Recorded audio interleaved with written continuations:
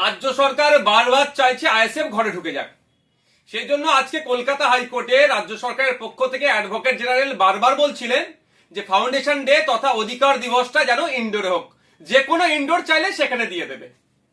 আরে ভাই, আমরা মানুষের অধিকার নিয়ে অধিকার সমাবেশ করছি। কিসের অধিকার?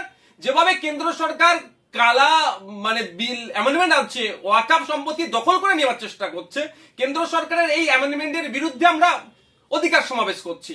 আদিবাসীদের জল জমি জঙ্গলের স্বাভাবিক অধিকার কেড়ে নেওয়ার চেষ্টা করছে কেন্দ্র সরকার, তার বিরুদ্ধে বলছি আমরা। নিত্য প্রয়োজনীয় জিনিসের দাম বেড়ে যাচ্ছে, সেইগুলোকে কমানোর কথার জন্য অধিকার সমাবেশ ছিল। জাতভিত্তিক জনগণনার জন্য অধিকার সমাবেশ ছিল।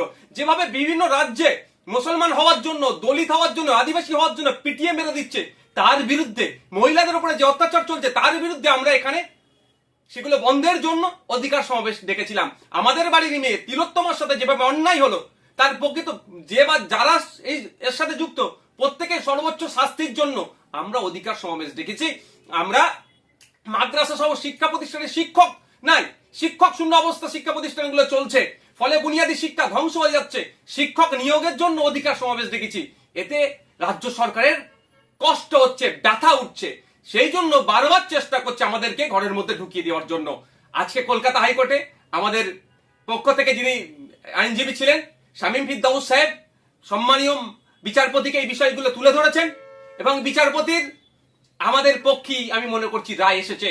রাজ্য সরকারের মুখ পুড়েছে, এদিকে দিয়ে আমাদের সমাবেশকে আটকাতে পারলো না।